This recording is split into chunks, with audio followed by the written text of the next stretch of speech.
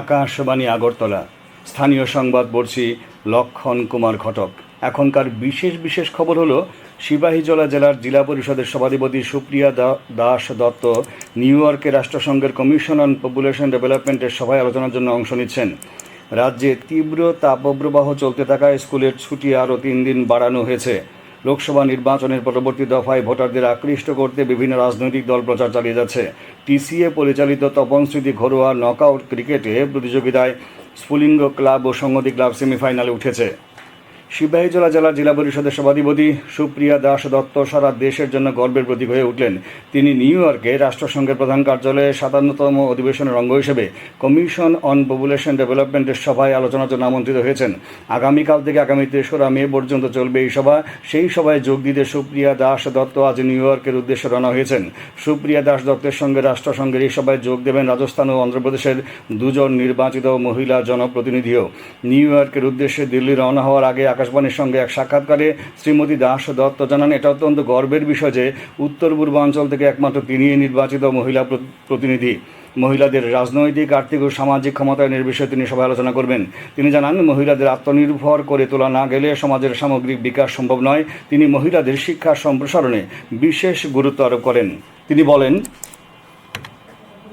সভাধিপতি এবং আগামী 3 মে আমাদের রাষ্ট্রসংঘে একটা কর্মসূচি, সেই কর্মসূচিতে আমি আমার ভারতবর্ষের প্রতিনিধি হিসাবে আমি ওই কর্মসূচিতে আমি যোগদান করার জন্য আজকে আমি রওনা হব।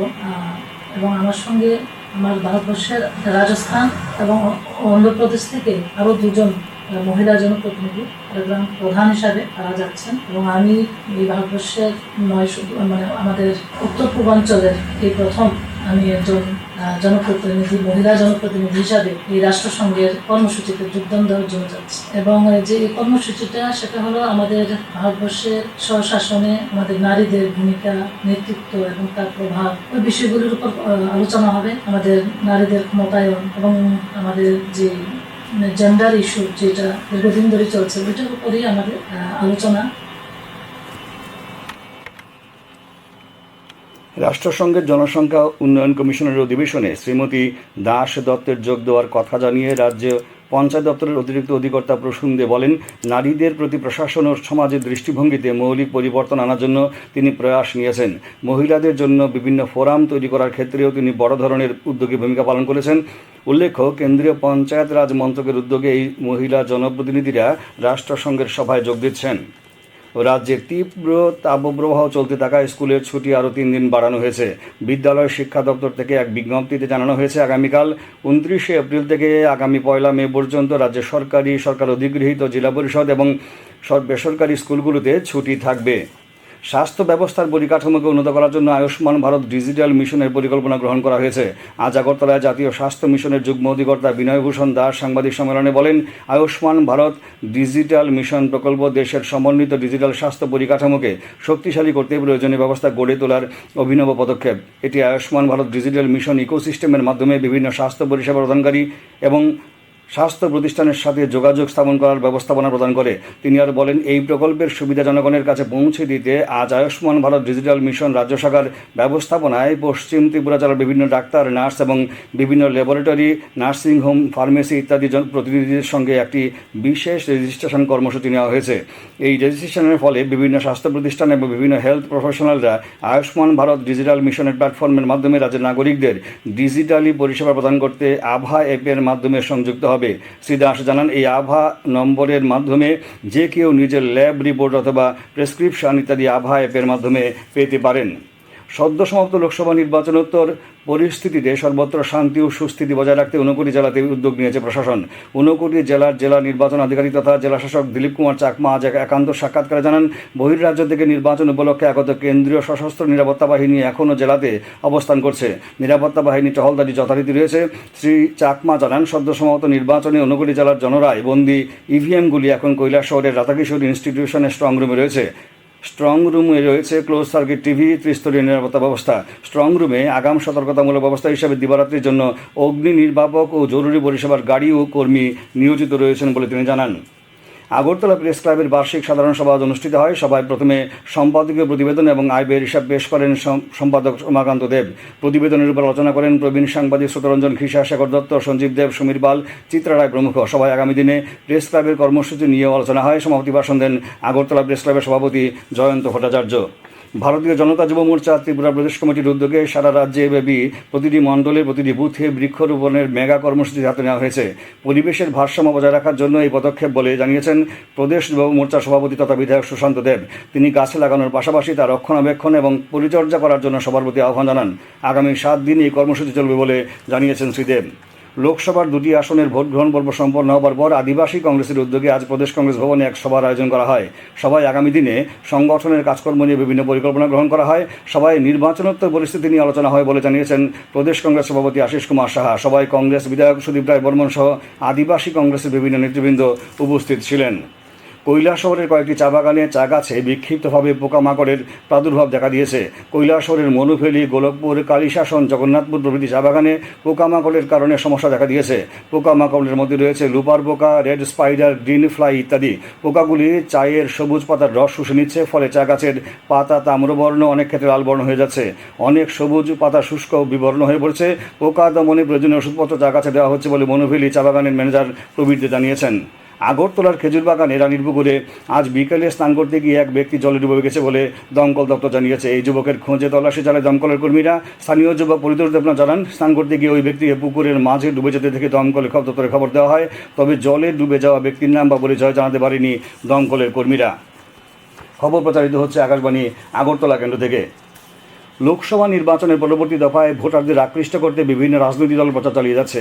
তৃতীয় দফার ভোট আগামী 7 মে অনুষ্ঠিত হবে। 10টি রাজ্য ও 2টি কেন্দ্রশাসিত অঞ্চলের 95টি লোকসভা আসনে তৃতীয় দফার ভোট অনুষ্ঠিত হবে। মোট 1351 জন প্রার্থী তৃতীয় দফায় প্রতিদ্বন্দ্বিতা রয়েছেন। প্রধানমন্ত্রী তথা বর্ষিয়ান বিজেপি নেতা নরেন্দ্র মোদী আজ কর্ণাটকের বেলগাভিতে এক জনসভায় বলেন, গত 10 বছরে কেন্দ্রীয় সরকার ক্ষুদ্র কৃষকদের সাহায্য করেছে। 10 কোটিরও বেশি মহিলা স্বসহায়ক দল আর্থিক সাহায্য উপকৃত হয়েছে। জ্বালানি তেলের সাথে ইথানল মেশানোর ফলে কৃষকরা 70,000 কোটি টাকা আয় করেছে। প্রধানমন্ত্রী বলেন, আইন শৃঙ্খলা পরিস্থিতি আরও উন্নতির জন্য সরকার ভারতীয় ন্যায় সংহিতা আইন পাশ করেছে। বর্ষিয়ান বিজেপি নেতা তথা কেন্দ্রীয় স্বরাষ্ট্রমন্ত্রী অমিত শাহ কাশগঞ্জ জেলায় এক জনসভায় বিরোধীদের আক্রমণ করে বলেন, বিরোধীরা অযোধ্যার প্রাণ প্রতিষ্ঠা অনুষ্ঠানে অংশ নেননি। তিনি বলেন, ইশতেহারে প্রদত্ত সমস্ত প্রতিশ্রুতি বিজেপি পূরণ করেছে। বর্ষিয়ান কংগ্রেস নেতা অভিষেক মনু সিংভি অভিযোগ করেন, শাসক বিজেপি দল গণতন্ত্রের অবমূল্যায়ন করছে। আজ আহমেদাবাদে এক সাংবাদিক বৈঠকে তিনি বলেন, সম্প্রতি সুরাট লোকসভা আসনে বিজেপির জয় গণতান্ত্রিক নীতিমালার লঙ্ঘন। তিনি বলেন, বিজেপি অর্থ, মেশিনারি ও লোকবলের অপব্যবহার করছে। শ্রী সিংভি বলেন, চলতি নির্বাচনে বিজেপির 417 জন প্রার্থীর 1/4 সাম্প্রতিক সময়ে অন্য দল থেকে ভেঙে আসা। আগামীকাল প্রাক্তন কংগ্রেস সভাপতি রাহুল গান্ধীর এই রাজ্যে প্রচারের কর্মসূচি রয়েছে। খনি মন্ত্রকের উদ্যোগে আগামীকাল থেকে নতুন দিল্লিতে 2 দিনের জরুরি খনিজ সামিট অনুষ্ঠিত হবে। মন্ত্রক জানিয়েছেন, ভারতের দ্রুত অর্থনৈতিক উন্নয়ন এবং উচ্চাকাঙ্ক্ষী পরিচ্ছন্ন শক্তির প্রেক্ষাপটে এই সামিট অনুষ্ঠিত হবে। এই সামিটে ভারত এবং আন্তর্জাতিক স্তরের অংশীদার সহ শিল্পপতি, স্টার্টআপস, সরকারি আধিকারিক, বিজ্ঞানী, শিক্ষাবিদ এবং নীতি বিশেষজ্ঞদের মধ্যে মত বিনিময় হবে। ভারতের নির্বাচন কমিশন আউটার মণিপুর লোকসভা আসনে 6টি বুথে আগামী 30 এপ্রিল পুনর্নির্বাচনের আদেশ দিয়েছে। ভোট হবে সকাল 7টা থেকে বিকাল 4টা পর্যন্ত। দ্বিতীয় দফায় গত 26 এপ্রিল এই 6টি বুথে অনুষ্ঠিত ভোট বাতিল করা হয়েছে। এর মধ্যে 5টি বুথ উখরুল জেলা এবং 1টি বুথ সেনাপতি জেলায়। 163তম রবীন্দ্র জন্মজয়ন্তী উপলক্ষে আজ সুকান্ত একাডেমির প্রেক্ষাগৃহে ত্রিপুরা রবীন্দ্র পরিষদের 36তম সাহিত্য মেলা অনুষ্ঠিত হয়। অনুষ্ঠানে রসিক রঞ্জন দেব ও সুনীলা দেবী স্মৃতি পুরস্কার 2024 প্রদান করা হয়। রসিক রঞ্জন দেব পুরস্কার দেওয়া হয় সাংস্কৃতিক ব্যক্তিত্ব পথিকা দেব বর্মন এবং সমাজসেবার জন্য সুনীলা দেবী স্মৃতি পুরস্কার দেওয়া হয় সান্ধ্য সংস্থার সম্পাদক গৌতম রায় বর্মনকে। অনুষ্ঠানের উদ্বোধন করেন সাহিত্যিক ডক্টর পার্থজিৎ গঙ্গোপাধ্যায়। পৌরোহিত্য করেন প্রণতি মোদক। বামুটিয়া ব্লকের অন্তর্গত ভাগলপুরে আজ থেকে শুরু হয়েছে 3 দিনের ঐতিহ্যবাহী দরগার মেলা। মেলা কমিটির সভাপতি সুভাষ সরকার জানিয়েছেন, 45 বছর ধরে এই মেলা চলছে। তিনি জানান, মেলায় জনসমাগম হয়, শান্তি বজায় রাখতে পুলিশ প্রশাসন সহযোগিতা করছে। আগামীকাল পর্যন্ত রাজ্যে তাপপ্রবাহ এবং বাতাসে আর্দ্রতার পরিমাণ বৃদ্ধি অব্যাহত থাকবে। আগামী 2 এবং 3রা মে সারা রাজ্যে বৃষ্টিপাতের সম্ভাবনা রয়েছে। আগামীকাল আকাশ আংশিক মেঘাচ্ছন্ন থাকবে। 2-1 জায়গায় বজ্রবিদ্যুৎ সহ মাঝারি পর্যায়ে বৃষ্টিপাতের সম্ভাবনা রয়েছে।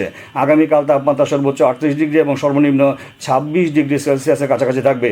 আজ দিনের সর্বোচ্চ তাপমাত্রা ছিল 37.6 ডিগ্রি এবং সর্বনিম্ন 28.2 ডিগ্রি সেলসিয়াস।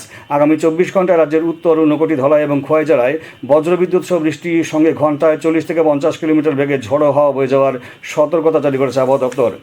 টিসিএ পরিচালিত তপন স্মৃতি ঘরোয়া নকআউট ক্রিকেট প্রতিযোগিতায় স্ফুলিঙ্গ ক্লাব ও সংহতি ক্লাব সেমিফাইনালে উঠেছে। আজ আসরে দুটি কোয়ার্টার ফাইনাল অনুষ্ঠিত হয়।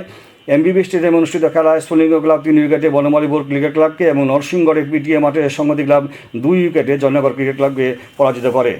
রাজ্যের প্রবীণ ফুটবল রেফারি হরি শর্মা আজ দুপুরে শেষ নিঃশ্বাস ত্যাগ করেছেন। অকৃতদার এই রেফারির মৃত্যুকালে বয়স হয়েছিল 60 বছর। বেশ কিছুদিন ধরেই নানা শারীরিক জটিল সমস্যায় তিনি ভুগছিলেন। তার মৃত্যুতে ত্রিপুরা রেফারি অ্যাসোসিয়েশনের পক্ষ থেকে শোক ব্যক্ত করা হয়েছে। শান্তির বাজার ক্রিকেট অ্যাসোসিয়েশন আয়োজিত মহকুমা সিনিয়র ক্রিকেট টুর্নামেন্টের চ্যালেঞ্জার ট্রফির 8ম ম্যাচে গ্রিন আর্থ সোসাইটিকে 2 উইকেটে হারালো চুঙ্গু থাঙ্কা।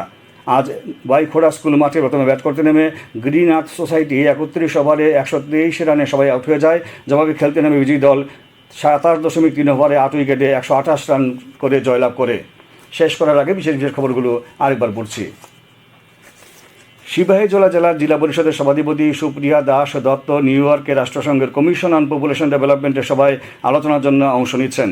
রাজ্যে তীব্র তাপপ্রবাহ চলতে থাকায় স্কুলের ছুটি আর 3 দিন বাড়ানো হয়েছে। লোকসভা নির্বাচনের পরবর্তী দফায় ভোটারদের আকৃষ্ট করতে বিভিন্ন রাজনৈতিক দল প্রচার চালিয়ে যাচ্ছে। টিসিএ পরিচালিত তপন স্মৃতি ঘরোয়া নকআউট ক্রিকেটের প্রতিযোগিতায় স্ফুলিঙ্গ ক্লাব ও সংহতি ক্লাব সেমিফাইনালে উঠেছে। স্থানীয় সংবাদ আজকের মতো এখানেই শেষ হলো।